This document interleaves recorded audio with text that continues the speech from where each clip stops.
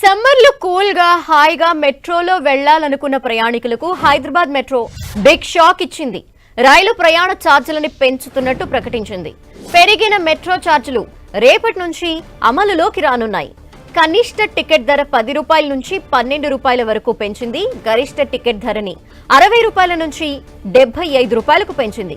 ఆర్థికంగా నిలదొక్కుకోవటానికి ఈ ఛార్జీలు పెంచినట్టు ఎల్ఎన్టీ మెట్రో చెప్తోంది.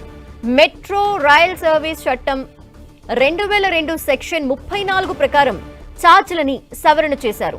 నిత్యం మెట్రోలో ప్రయాణిస్తూ ఆఫీసులకు వెళ్తున్న ప్రయాణికులకు ఛార్జీల పెంపు నిర్ణయం మరింత భారం కానుంది.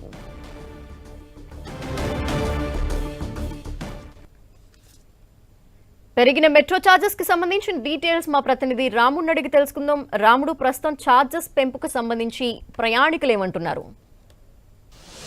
అంటే ఇప్పటి వరకు కూల్ అండ్ సేఫ్ అదే విధంగా ఫాస్ట్ జర్నీగా హైదరాబాద్ మెట్రో నిలిచింది. 2017 నవంబర్ లో ప్రారంభమైనటువంటి మెట్రో రైల్ అంచెలంచెలుగా విస్తరిస్తూ వస్తుంది. దాదాపు 70 కిలోమీటర్ల మేర హైదరాబాద్ నగరంలో మెట్రో సేవలు అందిస్తుంది. ఇప్పుడు ప్రస్తుతం మనం చూస్తే దాదాపు 5 లక్షల మంది వరకు మెట్రోలో ప్రయాణం చేస్తున్నారు. 5,25,000 మంది వరకు కూడా ప్రయాణం చేస్తుంటారని మెట్రో వర్గాలు అప్పుడప్పుడు చెప్తున్నటువంటి పరిస్థితి ఉంది. మనం చూస్తే చాలా మందికి కొంచెం స్పీడ్ గా వెళ్ళడానికి ఇబ్బందికరంగా లేనటువంటి పరిస్థితి ఉంది. అయితే ధరల విషయంలో మొదటి నుంచి కూడా మెట్రో ప్రయాణికులు కొంత ఎక్కువగా ఉన్నాయని చెప్తున్నారు. అంతేకాకుండా మెట్రో కనెక్టివిటీ కూడా కొంత లేనటువంటి పరిస్థితి. ఎక్కడైతే మెట్రో స్టేషన్ దిగిన తర్వాత వర్క్ ప్లేస్ కు అదేవిధంగా ఇంటి దగ్గరికి వెళ్లేందుకోసం అవసరమైనటువంటి చర్యలు ఏవైతే తీసుకోవాలో ఆ కనెక్టివిటీ కూడా కొంచెం తక్కువగా ఉంది అనేది మొదటి నుంచి ఆరోపణలు ఉన్నాయి.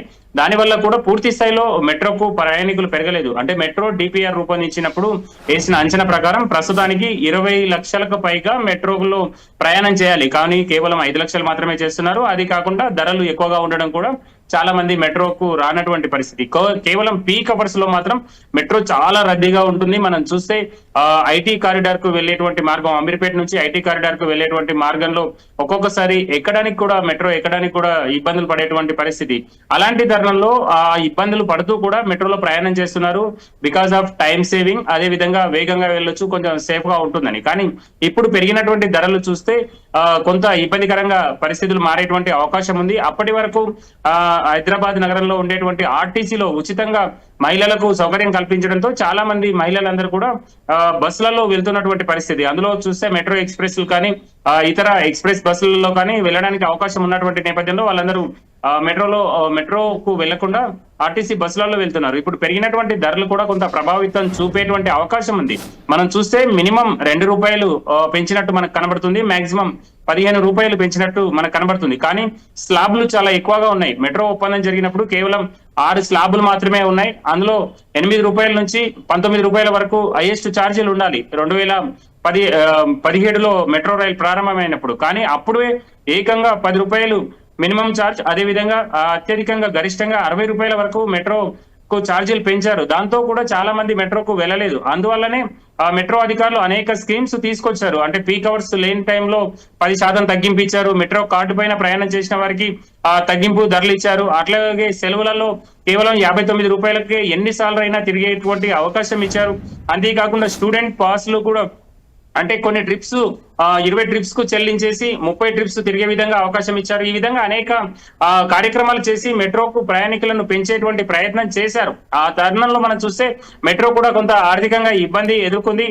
అదే విధంగా ఎక్కువగా ఖర్చు అయింది. వాళ్ళు ఎక్స్పెక్ట్ చేసిన దానికంటే నిర్మాణంలో ఎక్కువగా ఖర్చు అయింది.